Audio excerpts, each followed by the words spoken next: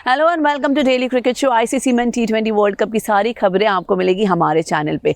सबसे पहले आगे बढ़ते हुए सुपर 8 में जो टीम्स पहुंच चुकी है, इंडिया और जिम्बाब्वे की अगर हम पहले बात करें तो जो किसी के भी फेवरेट लिस्ट में नहीं थी, उन्होंने बहुत ही बेहतरीन प्रदर्शन करके ग्रुप बी में सबसे पहला नंबर अचीव कर दिया है। श्रीलंका को भी वो सेकंड स्पॉट पर लेकर गए हैं। हालांकि इंडिया गिरते पड़ते ऊपर सुपर 8 पे तो पहुंच गई है, एक भी गेम उन्होंने नहीं हारी है। बट 3 मेजर कंसर्न्स हैं टीम इंडिया के। सबसे पहले अभिषेक शर्मा कंटिन्यू जो 3 बार आउट हो चुके हैं।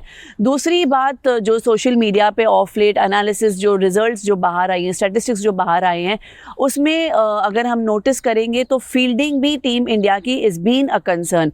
आयरलैंड एक ऐसी टीम है जिन्होंने maximum number of catches drop किए हैं और दूसरी टीम है इंडिया जिन्होंने 9 कैचेस ड्रॉप किए हैं। क्रूशियल मोमेंट्स पे भी टीम इंडिया से काफ़ी सारे कैचेस ड्रॉप हुए हैं। अगर हम फील्डिंग की बात करें और श्रीलंका और जिम्बाब्वे की अगर मैं 1 मिनट बात कर सकूं तो इस गेम में भी जिम्बाब्वे का बहुत अच्छा प्रदर्शन था, बट श्रीलंका की fielding was not up to the par और इसीलिए जिम्बाब्वे पहुंच गई टॉप पर, श्रीलंका को लेकर आई है नीचे। इसी बीच में तिलक वर्मा के भी चर्चे चल रहे हैं, जिनका स्ट्राइक रेट थोड़ा हाईलाइट हो रहा है। उन्होंने लास्ट गेम में 27 बॉल्स में 31 रन्स बना पाए।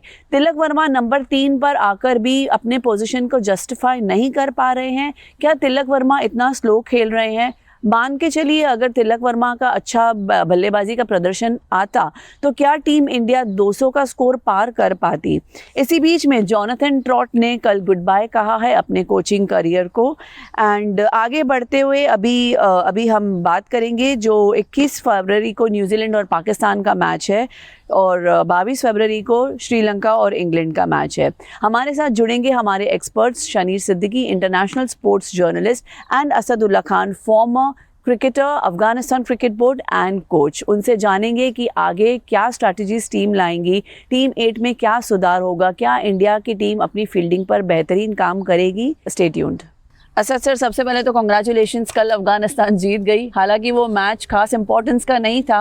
प्लेयर ऑफ द मैच इसमें रहे इब्राहिम जदरान और गुरबाज से भी अच्छी बल्लेबाजी हमें देखने मिली, जहां पर उन्होंने 30 रन्स बनाए और जदरान ने 95 रन्स बनाए इन 56 बॉल्स, 7 चौके और 5 छक्के, जिसकी फिलहाल में बहुत चर्चा हो रही है। लेकिन सर वो मैच बहुत इंपॉर्टेंट इसलिए था कि जोनाथन थ्रोट का एज ए कोच वो आखिरी मैच था। जोनाथन थ्रोट के इस पूरे टेन्योर को आप कैसे देखते हैं, अप एंड डाउन? देखिए, हमने पहले भी बात की थी कोचेस पे, अफगानिस्तान के कोचेस पे, क्योंकि कोचिंग ये नहीं होती है कि आप आखिरी 10 दिन आ जाएं और टीम के साथ गुजार लें, तो आप टीम में चेंजिंग कर सकते हैं या टीम में कुछ उनको सिखा सकते हैं या टीम को कुछ मैनेज कर सकते हैं।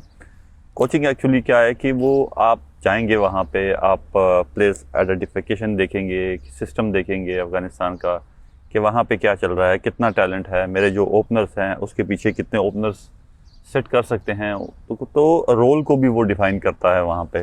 लेकिन अफ़गानिस्तान के बहुत कम कोचेज ऐसे रहे, सारी जो पूरा 25 साल का टेन्योर है अफ़गानिस्तान क्रिकेट बोर्ड का, उसमें कोई भी एक सिवाय एंडी मोल के और पीटर एंडरसन के जिन्होंने जाके अफ़गानिस्तान में, तो लोग अफ़गानिस्तान जाने से डरते हैं। बिल्कुल। इसका सोल्यूशन क्या है? देखिए, मेरे ख्याल में ये बड़ी अजीब बात है कि मैं एक तो जब दूसरी टीम जैसे ऑस्ट्रेलिया थी, इंग्लैंड थी और अदर टीम्स थी कि हम अफगानिस्तान के साथ नहीं खेलेंगे जब तक वो फीमेल बने, लेकिन कोचिंग ज़रूर करेंगे, पैसे कमाएंगे। हाँ। ऐसे ही हमने एक लीग कराया था, शफकीजा लीग, उसमें प्लेयर्स काफ़ी आ गए थे। हाँ। फॉरन जैसे जिम्बाब्वे था, ऑस्ट्रेलिया से भी प्लेयर्स आए थे उसमें। हाँ। वो आए थे, कमेंटेटर आए थे, तो काफ़ी लोग आए थे, लेकिन वो टीम्स नहीं जाना चाहती हैं। हाँ, पैसे कमाने जाना है। हाँ। ये बड़ी अजीब सी बात है। तो ये बड़ी आयरनी है अफगानिस्तान के साथ कि कोच पैसे तो ले लेता है लेकिन ऑन ग्राउंड नहीं लैंड करता है, कंट्री में नहीं जाता है। एग्जैक्टली। तो टीम को बुला लेता है, इंडिया आ जाओ या। देखिए, ये मुझे नहीं लगता है कि वो कोचिंग किस वक्त करते हैं। एज ए एक्सपेक्टेटर डगआउट में बैठना ये अलग बात है, और कोचिंग करना, पावर लेना, ये कोच का काम है कि वो कैसे उनको मेंटली स्ट्रेंथ करता है, कैसे वो टेक्निकली तो कोच जो है वो तो 12वां खिलाड़ी होता है। एग्जैक्टली। तो उसके बाद डिसीजन मेकिंग होती है। सवाल ये है कि अगर जोनाथन थ्रोट जाते हैं तो बोर्ड में क्या चल रहा है, नया कोच, क्योंकि अब तो लोकल अफगान प्लेयर भी आप जैसे प्लेयर हैं जो कई जगह कोचिंग कर दे चुके हैं, कई कंट्रीज के साथ, आईसीसी के साथ काम कर चुके हैं, तो क्या कुछ ऐसा चल रहा है सोच विचार कि लोकल को हायर किया जाए ताकि जो है वो देखिए ये ज़्यादा अच्छा हो कॉन्सेप्ट टीम के लिए? क्या है कि एक्चुअली अपने की समझ ज्यादा आती है। हाँ, तो अपनी इसलिए- ज़बान। अच्छा, एक तो पश्तो का भी एक इशू होता है ना कि exactly. प्लेयर्स आपस में जितना कंफर्टेबल होंगे पश्तो लैंग्वेज में, उतना शायद वो इंग्लिश के साथ कंफर्टेबल नहीं होते होंगे। बिल्कुल ऐसा ही है। अब देखिए अगर जोनाथन थ्रॉट कोई इंग्लिश में बात कर रहा है, मुझे नहीं लगता है कि वो उसका 25% भी या 30% प्लेयर समझ जाएं, क्योंकि प्रैक्टिकली तो वो कुछ नहीं कराता है, क्योंकि वो अफगानिस्तान नहीं जाता है, बड़े बड़े कैंप्स नहीं लगते हैं, स्किल्स कैंप नहीं लगते हैं, हाई परफॉर्मेंस कैंप नहीं लगते हैं, स्पेशली कुछ ऐसे कैंप्स जिसमें जहाँ पे हम वीक हों या टीम कॉम्बिनेशन बनाना हो, दूसरे प्लेयर्स को देखना हो, क्योंकि आप जब भी अफगानिस्तान से भेजेंगे तो आप मैक्सिमम 18 लड़के भेज सकते हैं या 20 लड़के भेज सकते हैं। तो 18-20 लड़के ही अफगानिस्तान में नहीं खेलते हैं। तो अफगानिस्तान में बहुत सारे प्लेयर खेलते हैं। अगर हम हर प्लेयर के पीछे भी प्लेयर खड़े कर दें तो वो 40 से 50 प्लेयर हो जाएंगे। तो उन सबको आपने देखना है ना कि मेरा इसके बाद ये वाला प्लेयर है, अगर वो इंजरी हो जाता है, चाहे कुछ भी हो जाता है, मुझे रिप्लेसमेंट करनी है, किसने तैयार करना है, जो तैयार कर रहे हैं वो क्या है। ये वही बात हो गई कि अगर अच्छा खेल गया तो मैं कोच हूँ, अगर अच्छा नहीं खेला तो मैं मीडिया में बैठ के बोलूँगा कि मेरी बात नहीं मानते हैं। जैसे पाकिस्तान में भी अक्सर कोचेस, फॉरेन कोचेस यही करते हैं, जब जीते हैं तो वो क्रेडिट लेते हैं, जब हारते हैं तो कहते हैं मेरी बात नहीं मानी जा रही, मैंने कोशिश किया है, ये हुआ वो हुआ। बिल्कुल, अफगान टीम ने पिछले वर्ल्ड कप में कमाल किया था, इस T20 वर्ल्ड कप में वो सुपर 8 में क्वालिफाई नहीं कर वो पाए। मैंने बनाई थी, वो आपने बनाई थी पिछली टीम। क्या बात है। तो क्या लगता नहीं वक्त आ चुका है वापस जो है जाके जो है टीम को दोबारा, जहाँ से टीम बिखर गई है उस टीम को दोबारा जोड़ा जाए? देखिए ये सबसे इम्पोर्टेंट ये है कि आपका डिसीजन मेकिंग कितना स्ट्रांग है, आप कितना स्ट्रांग अपने उस पर खड़े रहते हैं कि आपको प्लेयर ये चाहिए आपको। देखिए अक्सर ऐसे प्लेयर होते हैं जो कैप्टन को अच्छे लगते हैं, जो कैप्टन के फ्रेंड होते हैं, ये सारी टीमों में होता है। कुछ ऐसे प्लेयर होते हैं कि जो कोच की लाइकिंग में होते हैं, या दूसरे। देखिए प्लेयर जब किसी कोच के साथ 15 दिन या 10 दिन या 20 दिन या 4 टूर 6 टूर, तो वो इमोशनली जुड़ जाते हैं। यहाँ पे सिलेक्शन कमेटी जो है, वो चीफ सेलेक्टर जो हैं, जो थिंक टैंक है, वो उनको डिफरेंस करना चाहिए। इस टीम में यही हुआ कि वहाँ पे जो बंदे थे वो इतने स्ट्रांग नहीं थे, वो दूर नहीं कर सके वो प्रॉब्लम्स कि जो करनी चाहिए थी स्ट्रिक्ट डिसीजन करके, जैसे इंडिया ने किया। देखिए इंडिया के भी चीफ सेलेक्टर जो हैं अजीत अगारकर, उन्होंने भी स्ट्रांग डिसीजंस लिए। अगर वो स्ट्रांग डिसीजन नहीं लेते तो उनका वो साइकिल चल नहीं सकता है। पीछे वाले प्लेयर जो हैं वो सारे अपने आप को मेंटली वो गिर जाएंगे कि यार नहीं, वो उसका दोस्त बनना पड़ेगा, अभी मुझे राशिद का दोस्त बनना पड़ेगा या फिर कोच का दोस्त बनना पड़ेगा। ये बहुत अपसेट रहा है इस बार कि पड़ोसी देश की टीम जो बहुत अच्छा कर रही थी, साउथ एशिया में एक और कंट्री जो है वो ग्रो कर रहा था, वो इस बार पिछले इनफैक्ट 1-1.5 साल से कुछ परफॉर्म नहीं कर पा रहा है। अगर देखा जाए, एक यूएई के खिलाफ सीरीज हुई थी, वही जीता था, उसके बाद तो कुछ बाकी कुछ नहीं हुआ। क्योंकि देखिए जहाँ पे प्लेयर पावर हो जाती है ना, जहाँ पे आपका कैप्टन देश से बड़ा हो जाता है, तो वहाँ पे आप टीम नहीं बना सकते, क्योंकि वो क्या है कि वो उनको पैसे कमाने हैं लीग्स में। ये बहुत इंपॉर्टेंट बात है। हमारे साथ असदुल्ला खान हैं। पिछली बार जो अफगान की टीम ने कमाल किया था, उस टीम को इन्होंने डिजाइन किया था दोनों वर्ल्ड कप में, है ना। बहुत इंटीग्रल पार्ट रहे हैं अफगानिस्तान क्रिकेट के पूरे डेवलपमेंट में। इनफैक्ट जो अफगान क्रिकेट के इतिहास में पहला रन बल्ले से निकला है, वो भी इन्हीं के बल्ले से निकला था। तो इसलिए हम थोड़ा इस बात को और आगे ले जाएंगे, समझना चाहेंगे कि इंटरनली जो अभी आपने बात कही कि प्लेयर बड़ा हो जाता है, ये बात सही है कि राशिद खान का जो स्केचर है वो वर्ल्ड मैप, क्रिकेट मैप में बहुत बड़ा हो गया, राइट। लेकिन जब टीम के लिए खेलने की बात आती है तो कहीं ना कहीं वो चूक जा रहे हैं। जो कमाल वो आईपीएल में कर रहे हैं, बिग बैश लीग में कर रहे हैं, वो कमाल वो शायद टीम के साथ नहीं कर पा रहे। देखिए सबसे इम्पॉर्टेंट बात है कि जो आपके टॉप प्लेयर्स हैं उनको अफगानिस्तान की डोमेस्टिक क्रिकेट खेलनी है, क्योंकि वो उन प्लेयरों के लिए रोल मॉडल हैं। बिल्कुल। उनको जो डोमेस्टिक क्रिकेट खेल रहे हैं लड़के, जो मेहनत कर रहे हैं, उनको कोचेस से मिलना है, जो हमारे इंटरनेशनल कोचेस हैं। एक तो प्लेयर भी नहीं जा रहे, प्लेयर डोमेस्टिक क्रिकेट भी नहीं खेल रहे हैं, कोच भी नहीं जा रहा है, तो हमारा सर्कल वही 10 लड़कों के अगेंस्ट 15 लड़कों। और ये बात भी ज़रूरी है कि जब कोच अफगानिस्तान में होगा और अफगानियों की अपनी ज़ुबान बोलेगा, तब वो शायद गली मोहल्ले क्लब छोटे शहरों में जा करके नए टैलेंट को पिक कर सकते हैं। आप डोमेस्टिक स्ट्रक्चर देख सकते हैं, उसमें कुछ चेंज करना है नहीं करना है। आप देखिए जोनाथन थ्रॉट जो था वो सिर्फ राशिद के इर्द गिर्द घूम रहा था, उसको सिर्फ राशिद को कोचिंग करनी थी। देखिए वो राशिद को या इब्राहिम जदरान को या जो वो प्लेयर्स हैं जो आईपीएल खेल रहे हैं, तो बाकी के लड़के कौन बनाएगा? आप देखिए पिछले इन्हीं जोनाथन ट्रॉट के 4 साल करियर में या 3 साल करियर में तकरीबन 3 साल हमने किसी नए प्लेयर को नहीं बनाया। हाँ, अब जो बाकी प्लेयर्स हैं ये तो ऑलरेडी हमने बनाए हुए हैं ना। अब राशिद को अगर आप ये समझे कि राशिद को मैंने बनाया है और राशिद परफॉर्म मेरी वजह से कर रहा है, तो ये बात कोई मानने वाली नहीं है। अगर आप गुरबज को बोलेंगे ऐसा, सबसे बड़ी बात यहाँ पे ये भी है ना कि जैसे नए प्लेयर नहीं आ रहे हैं, शायद इसी वजह से 40 से ज़्यादा साल का एक खिलाड़ी नबी टीम में खेल रहा है। वरना टेक्निकली अगर देखा जाए तो सारी टीमों को मिला के 40 प्लस कोई प्लेयर नहीं। देखिए कुछ बातें ऐसी होती हैं कि हम मीडिया पे कोई भी बोर्ड नहीं कर सकता है, कोई डिसीजन। देखिए ऐसे प्लेयर्स जो कि पुराने हो जाएं, जो कि थोड़े फेमस हो जाएं, वो स्ट्रॉन्ग भी हो जाते हैं बड़े। उनका एक टीम में एक रुतबा बढ़ जाता है, उनका टीम में भी रुतबा बढ़ जाता है, बोर्ड के ऊपर एक असर हो जाता है। एग्जैक्टली, बोर्ड के ऊपर एक असर हो जाता है। पॉलिटिकल लोग जो होते हैं उस कंट्री के, वो उनके साथ तस्वीरें खिंचवाते हैं, वो उनके साथ मिलना चाहते हैं क्योंकि वो फेमस हो चुके होते हैं। रिसेंट टाइम में हमने देखा है कि दुबई में जितने भी अफगान डेवलपर्स के या अफगान बिजनेसमैन के रियल एस्टेट के प्रोजेक्ट लॉन्च हुए तो राशिद खान उनका फेस हुआ करते थे। तो इस तरह के जो एलिमेंट है ना, वो कहीं ना कहीं खिलाड़ियों को खेल से डाइवर्ट भी करता है।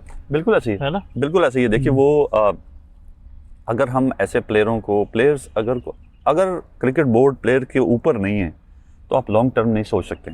अब मिसाल के तौर पर अगर ये, जैसे मैंने पहले बोला कि जो ये बेस्ट प्लेयर्स हैं हमारे 15-16, अगर ये डोमेस्टिक क्रिकेट नहीं खेलेंगे, ये कोई भी पिछले 10 साल से 5-5 साल से डोमेस्टिक क्रिकेट ही नहीं खेले। जब ये डोमेस्टिक क्रिकेट वहाँ पे नहीं खेलेंगे, ये लीग्स खेले हैं। पिछले 1.5 साल से हमने एक सीरीज खेली है वेस्ट इंडीज के अगेंस्ट, जो अभी रिसेंटली खेली। मना प्राइवेट लीग से खेल रहे हैं ये लोग ना, तो ये सीरीज खेलने देते हैं क्योंकि लीग्स होती हैं, लीग्स में ज़्यादा पैसा होता है और उसका रिजल्ट फिर ये होता है। सर, जिम्बाब्वे ने तो सबको चौंका दिया है अपने परफॉर्मेंस से, इस बारे में हम बात करेंगे। बट असद सर, एक बहुत इंटरेस्टिंग खबर, जोनाथन ट्रॉट के साथ क्या क्या ये राशिद खान का भी कैप्टनसी का आखिरी सफर था? मेरे ख्याल से बिल्कुल, मेरे ख्याल से जो राशिद की हम कैप्टनसी को देखें, ओवरऑल देखें हम लोग, वो ज़्यादा कोई सक्सेसफुल नहीं रही है।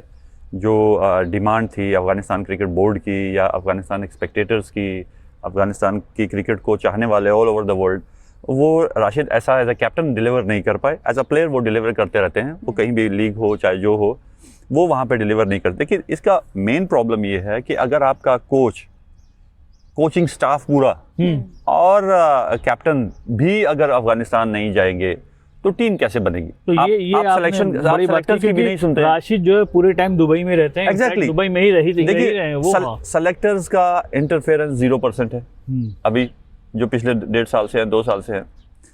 राशिद ही सब कुछ कर रहा है, तो राशिद ने तो 0 डिलीवर किया, हमारी टीम बुरी तरह से हारी। तो ऐसा कैप्टन बनाना चाहिए कि जो अफगानिस्तान में हो, अफगानिस्तान की प्लानिंग में शामिल हो, क्योंकि कैप्टन भी मैनेजमेंट का पार्ट भी होता है। बिल्कुल बिल्कुल, क्योंकि वो अपनी टीम को मैनेज कर रहा होता है इन द ग्राउंड। उसको एक्चुअल चीज़ें पता होती हैं कि ग्राउंड में कौन क्या कर रहा है, कौन सीरियस था, कौन नहीं था, किसको कैसे हैंडल करना है, कैसे उसको करना है।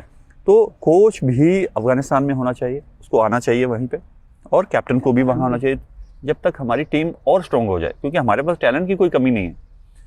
टैलेंट उसी वक्त आ सकता है जब वो कॉन्फिडेंट होगा। क्रिकेट ऐसी एक गेम है कि अगर आप कॉन्फिडेंट नहीं हैं मेंटली, आप अगर, क्योंकि आपका जो डिसीजन है वो माइंड से जाता है, अगर माइंड बॉडी में या माइंड में कोऑर्डिनेशन नहीं हो पा रहा है तो कुछ परसेंट भी नेगेटिविटी है कि यार ये होगा या नहीं होगा, तो वो बॉडी रिएक्ट, सारी बॉडी नहीं कर सकती है। क्रिकेट में चाहे बॉलिंग है, बैटिंग है या फील्डिंग है, तो उसमें बॉडी को माइंड के साथ एक जैसा होना चाहिए। हैंड आई कोऑर्डिनेशन अक्सर हम टीवी पे सुनते रहते हैं। जी, हाँ। तो माइंड अगर ऑर्डर करेगा और आपकी बॉडी फौरन रिएक्ट नहीं करेगी, वो इस वजह से कि आप नेगेटिविटी अंदर पाल रहे हो, होगा नहीं होगा, आपके डिसीजन वीक हैं। तो वहाँ पे प्लेयर अच्छे प्लेयर मैंने देखे हैं कि ऐसी सूरत में वो हार जाते हैं। जैसे वो आउट ऑफ फॉर्म का है कि कोई भी प्लेयर आउट ऑफ फॉर्म होता है, वो क्यों होता है, ये क्वेश्चन कभी हुआ ही नहीं। ये आपने बड़ी अहम बात कही। प्लेयर का आउट ऑफ फॉर्म क्यों होता है? वो क्यों होता है? वो जब होता है, वो 1-2 बार आउट हो जाए तो उसका सेल्फ कॉन्फिडेंस खत्म हो जाता है, उसके डिसीजन मेकिंग में डिफरेंट चेंजेस बहुत ज़्यादा आ जाती हैं। उसका माइंड जो ऑर्डर करता है, उसकी पूरी बॉडी रिएक्ट नहीं कर पाती क्योंकि कॉन्फिडेंस ही नहीं होता है, नहीं होगा यार, ये होगा नहीं होगा। तो इस वजह से वो आउट ऑफ फॉर्म चलता रहता है। विराट कोहली की मुझे एक बड़ी अच्छी बात उसमें समझ आई थी कि वो लोग डोमेस्टिक में चले गए थे।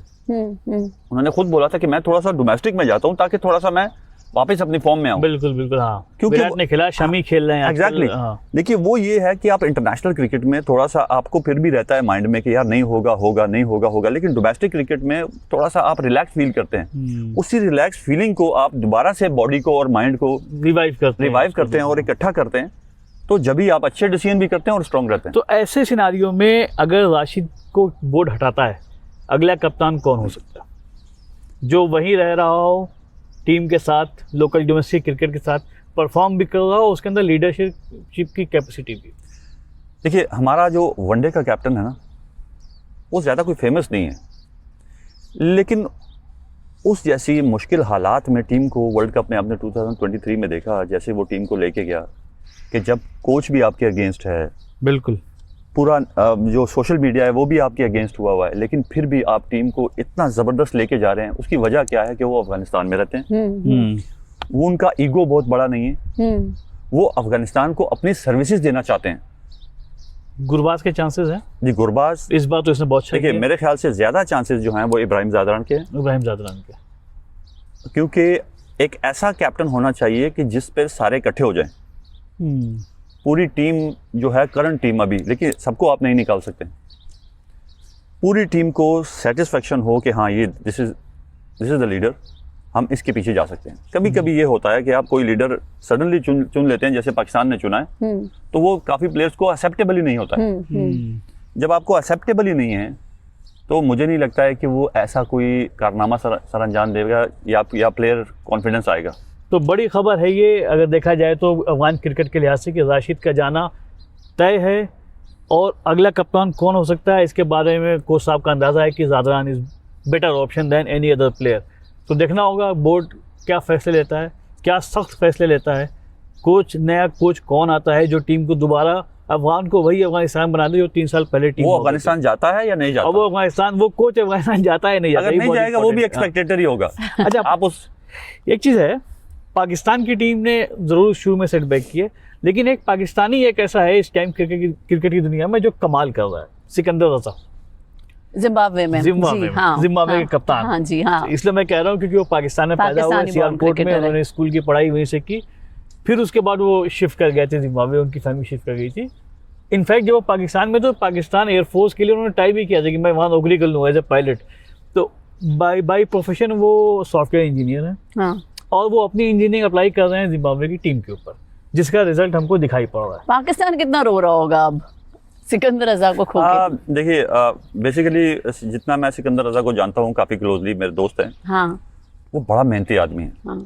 वो शुरू से ही जब से वो जिम्बाब्वेन टीम में गया है, वो मेरे ख्याल से वो जिम्बाब्वे की पूरी टीम में सबसे मेहनती है। पूरा उलटफेर कर दिया है उन्होंने। अगर आप उसको पूरा उन्होंने रिवाइव कर दिया है, एकदम नई टीम बना के लेके। हाँ, मैं एज अ प्लेयर उस वक्त की बात कर रहा हूँ जब वो एज अ प्लेयर था। हाँ, वो अगर बॉलिंग में होता था, वो अगर बैटिंग में होता था, अगर वो फील्डिंग में होता था, अगर अब वो टीम मैन की सूरत में होता था, वो सारी टीम को इकट्ठा करने में, सारी टीम को बैकअप करने में वो सबसे आगे रहता था।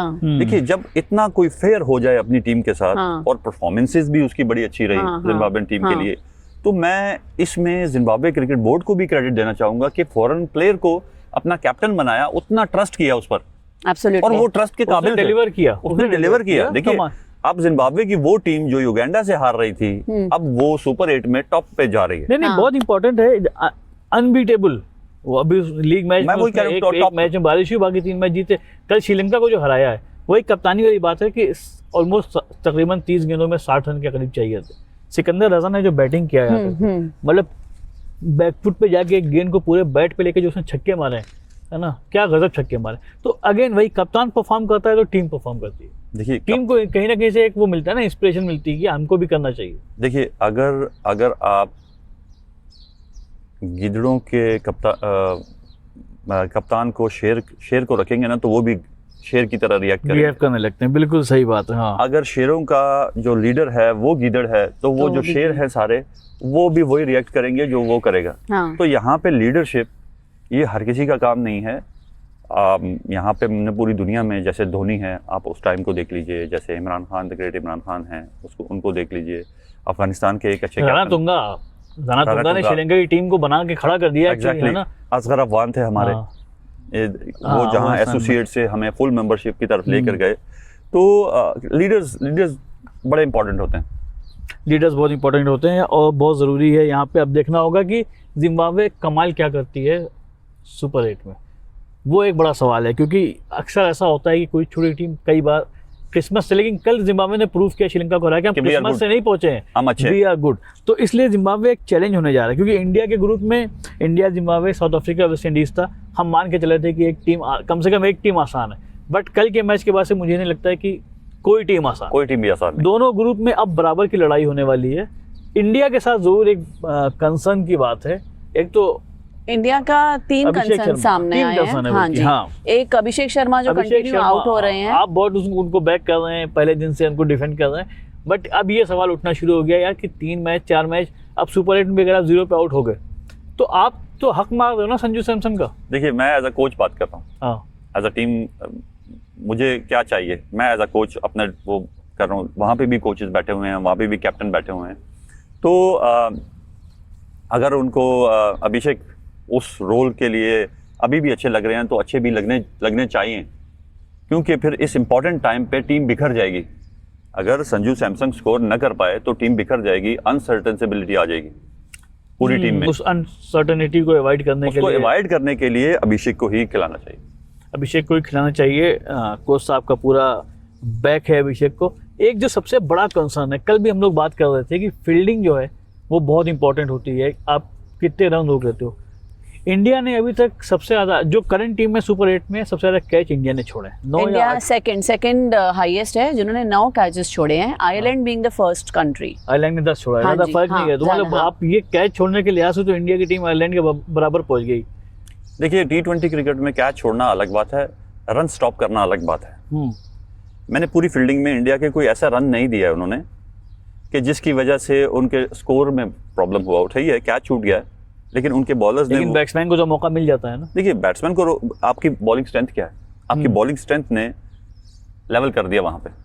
लेकिन अगर आप फील्डिंग में स्कोर दे रहे हैं एक्स्ट्रा 8 से 10 रन, वो बचा नहीं पा रहे हैं, तो वो मैटर करता है मेरे ख्याल से। कैचेस हो जाते हैं, छूट जाते हैं, लेकिन अगर आप एक्स्ट्रा स्कोर देंगे वो फिर कंट्रोल में नहीं आएंगे। लेकिन एक बहुत इंपॉर्टेंट ये भी कहा जाता है ना, कैच पकड़ो मैच पकड़ो, कैचेस मींस मैचेस। अक्सर प्लेयर्स में ऐसा होता है, अक्सर प्लेयर्स में ऐसा होता है। अब जैसे बड़े प्लेयर्स हैं टॉप ऑर्डर के किसी भी कंट्री के, अगर आप उसका कैच छोड़ देते हो तो वो आपको थोड़ा महंगा पड़ सकता है। बिल्कुल, तो ये बहुत बड़ा कंसर्न होगा टीम इंडिया के लिए। कम से कम अब जो कैच छूट गए सो छूट गए। हाँ जी, अब कोई कैच ना छूटे, राइट। क्रूशियल मोमेंट्स पे कैचेस छूटे हैं सर, ये भी एक हुआ है। और तीसरा कंसर्न ये भी है, साथ ही साथ अभिषेक शर्मा के, तिलक वर्मा को अगर आप देखेंगे सर, पोजीशन नंबर 3 पर आते हैं और उनका स्ट्राइक रेट बहुत ही कम है। पिछले मैच में उन्होंने 27 बॉल्स में सिर्फ 31 रन बनाए थे T20 के लिए। जी। तो एक इम्पॉर्टेंट सवाल मैं पूछूंगी, तिलक वर्मा 3rd नंबर पे आके इतना स्लो खेलते हैं, तो इसी के लिए भी ये रीजन है कि इंडिया 190-200 के पार नहीं हो पा रही है। 200 पार तो नहीं कर पाया इंडिया अभी तक। देखिए, जैसे मैंने कहा कि हर किसी को रोल दिया जाता है कि वो अटैकिंग रोल है या उसको टीम को लेके जाना है, टीम को बिल्ड करना है। एक टाइम ऐसा आता है कि जब आपको जरूरत होती है टीम को बिल्ड करने की। जैसे आप सर्टन विकेट गिर जाए ऊपर, जैसे नेदरलैंड के अगेंस्ट, यूएसए के अगेंस्ट सॉरी, गिर गए थे, लेकिन कैप्टन ने वो संभाला, स्लो स्टार्ट लिया, शुरू के 4 विकेट जल्दी गिर गए। हाँ, स्लो स्टार्ट लिया, टीम को लेकर गए। ये एक बड़ी टीम्स की निशानी है कि उसके प्लेयर स्लो भी खेल सकते हैं, उसके प्लेयर तेज भी जा सकते हैं। वो तो है, लेकिन कहीं ना कहीं जरूर जो टीम इंडिया की बैटिंग स्ट्रेंथ है उसके लिहाज से अभी तक हमने वो वाओ फैक्टर नहीं देखा है। मतलब शिवम दुबे ने भी कुछ ऐसा एक पिछले मैच छोड़ दिया तो कोई कमाल नहीं किया है। सूर्या ने भी मैच जरूर जिताया था, लेकिन अभी तक वो जो उनका अपना स्टाइल है लेट के छक्के मारने वाला, हमने वो भी नहीं देखा है। तो वो वाओ फैक्टर अभी तक टीम इंडिया की परफॉर्मेंस में मिसिंग है। क्या बचा के रखा होगा शायद सुपर 8 के लिए, कि हम सुपर 8 में दिखाएंगे वाओ सुपर 8? देखिए, मेरे ख्याल से सबसे इंपॉर्टेंट इस वर्ल्ड कप में जो है वो इंडियन टीम के लिए विनिंग्स है। हाँ, अगर वो वाओ के पीछे जाएंगे तो ऑस्ट्रेलिया वाला हाल होगा, बाहर हो जाएंगे। ऑस्ट्रेलिया वाओ करने चली थी, वो बाहर हो गई वो बाहर हो गई। बट अगर आज जीत गई ऑस्ट्रेलिया तो खुशी के साथ थोड़ा जा सकते हैं कि एक तो ऑस्ट्रेलिया की मैच ओमान के साथ। तो शायद कुछ खुशी के साथ शायद वो कुछ खुशी के साथ जाना भी चाहिए, एक आधा मैच तो लेके जाना चाहिए। तो मेरे ख्याल से इंडिया को वाओ के लिए नहीं जाना चाहिए, इंडिया को जैसे स्मार्ट क्रिकेट खेल रही है जीत के लिए जाना चाहिए। बहुत अच्छे आपने आज इनसाइट्स दी क्रिकेट की, खासकर अफगान क्रिकेट को लेकर के, क्योंकि वो बहुत अहम था कि अब चूंकि लीग मैचेस ख़त्म हो गए फर्स्ट राउंड के, अफगान बाहर हो गया है, तो एक टीम को समझना कि एक अच्छी टीम जो अभी डेवलप हो रही है, मतलब ऑस्ट्रेलिया बाहर हो गया कोई बात नहीं, ऑस्ट्रेलिया कल वापस उसी खूंखार तरीके से वापस आ जाएगा, बट अफगान जैसी टीम को वापस आने में थोड़ा टाइम लगेगा। इसके पीछे एक पूरा बिल्डिंग प्रोसेस होगा, उसका मैकेनिज्म क्या होगा उसको कोसा ने बहुत अच्छे से एक्सप्लेन किया। राशिद जाने वाले हैं, ये एक बड़ी खबर यहाँ से निकल के आती है। अगला कप्तान और अगला कोच कौन होगा ये भी बहुत इंपॉर्टेंट है। जैसा कोच साहब ने कहा कि अगला कोच और कप्तान जो भी हो उसके लिए ज़रूरी है कि वो अफगान में रह के जो है वो क्रिकेट को डेवलप करे। जिम्बाब्वे बहुत शानदार कर रही है, कल से पहला मैच शुरू हो रहा है सुपर 8 का, न्यूजीलैंड और पाकिस्तान। अब जो है लिटरली करो या मरो वाले हालात हैं। न्यूजीलैंड पाकिस्तान का पहला मैच है, जाहिर सी बात है दोनों टीमें जीतना चाहेंगी। हाँ। पाकिस्तान के साथ एडवांटेज ये है कि इंडिया और ऑस्ट्रेलिया को छोड़ देगा तो बाकी टीमों से वो गिरते पड़ते जीत जाता है, तो उसको उसके लिए ये एक अच्छी बात है कि वो इंडिया के साथ ग्रुप में नहीं है। तो हम उम्मीद करते हैं कि अब से अच्छे मैच होंगे और बने रहिए हमारे साथ। ज़्यादा इंसाइट, जैसे आज की खबर निकल के आई ब्रेकिंग, आगे भी और खबरें आती रहेंगी। बहुत ही इंटरेस्टिंग और दिलचस्प बातें आज हुई हमारे गेस्ट के साथ। जोनाथन ट्रॉट के साथ साथ क्या राशिद खान भी बाहर जाएंगे? राशिद खान की जगह पे क्या गुरबाज या ज़ैदरान को कप्तानी का मौका मिलेगा? अब अगर हम बात करें ग्रुप 2 की, बहुत ही इंटरेस्टिंग ये ग्रुप है। श्रीलंका, पाकिस्तान, न्यूजीलैंड और इंग्लैंड, दो अलग अलग वेन्यूज़, दो अलग अलग कहानियाँ। कौन सा वेन्यू कौन सी टीम को सूट करेगा? सेमीफाइनल्स में कौन सी दो टीमें पहुँचेंगी? टीम इंडिया ने पिछले मैचेस में जो गलतियाँ की थी, हालांकि उन गलतियों की वजह से टीम इंडिया को ज़्यादा फ़र्क नहीं पड़ा, एक भी गेम वो हारे नहीं थे, बट आगे जाते हुए अगर सेम मिस्टेक्स हम कंटिन्यू करेंगे तो क्या हम आगे इस जर्नी में पहुंच पाएंगे या नहीं? देखने के लिए बने रहिए हमारे साथ।